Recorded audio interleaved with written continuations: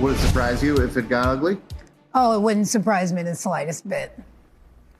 Dr. Monica Larson, the very newest member of the Henderson City Council, talking with our 8 News Now investigators. Now, in a few weeks, Dr. Larson will join the Henderson City Council as its very newest member. In fact, she unseated longtime incumbent Dan Shaw, and she's the first black person to join the council in its 71-year history. 8 News Now investigator Kyle Payne joining us now live in studio. And Kyle, you've done quite a few stories on the incumbent who was voted out, and that's Dan Shaw. Brian, Denise, Dan Shaw has been on the political scene in Henderson since the 1980s. And the city council since his appointment in 2017. But he, and really most of us, never saw this newcomer coming. And it may shift the balance of power in Nevada's second biggest city. Mayor, we have Dr. Monica Larson who would like to speak. Monica Larson during public comment at her first ever Henderson City Council meeting 2 Septembers ago.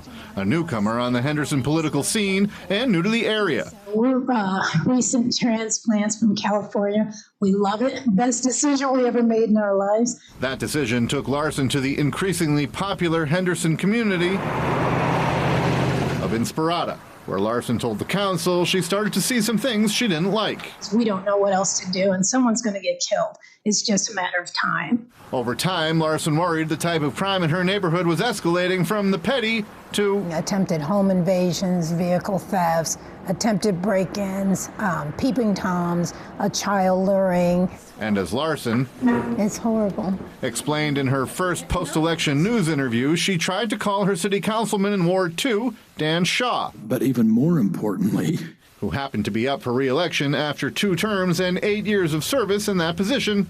So Larson tried calling Shaw and tried him again. I continued calling, no response. Emails, no response. She thought she'd get a response by going straight to the source in person, to the Henderson City Council meetings, first to complain about speeders on her street. They literally used it as an Indy 500. And she kept at it, going to nearly every meeting like this one about a year later. By then, she'd become more critical of the council. So that's why I'm talking about transparency. Transparency in Henderson government. No, we want to be as transparent as possible.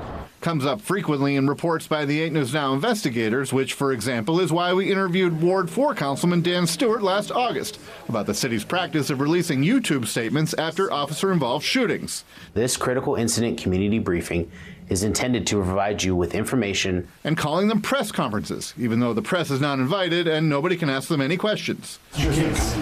I just have a couple questions for you.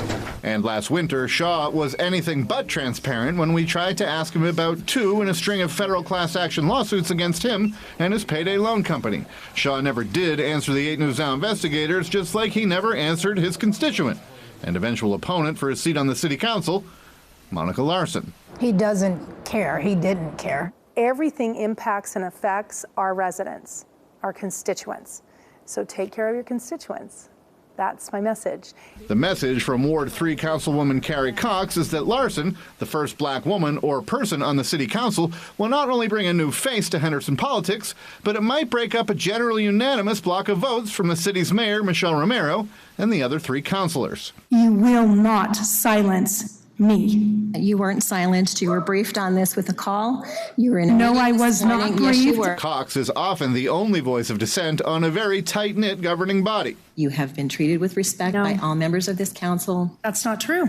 Sometimes feuding with the other politicians and occasionally voting no when the rest of the council votes yes, and voting yes when the others vote no, which will become important when Mayor Romero can't vote on a certain topic. My husband and son work for Las Vegas Paving. Their employment with this company is a conflict of interest. Which, on the advice of city lawyers, she does every time Las Vegas Paving has business before the council. When it is 4-1, then those are hard odds.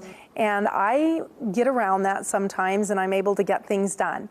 But when it's 3-2, it's going to change the dynamics. And I think that will be helpful. Helpful, Cox says, in accomplishing goals she and Larson share, like making public safety a top priority in the council, finding money in the budget for 2 much-needed but very expensive fire rescue trucks, and supporting a police department she says is stretched too thin. Henderson won big because this is changing the dynamic for our residents and our businesses and for our public safety. I'm extremely excited because now true change can happen and I can actually look after the ward that's been neglected for so long. The council's job became a bit harder after this November's election. Voters there struck down an important ballot question which would have given millions in revenue to the fire department, but voters weren't interested in adding about $70 to the average property tax bill.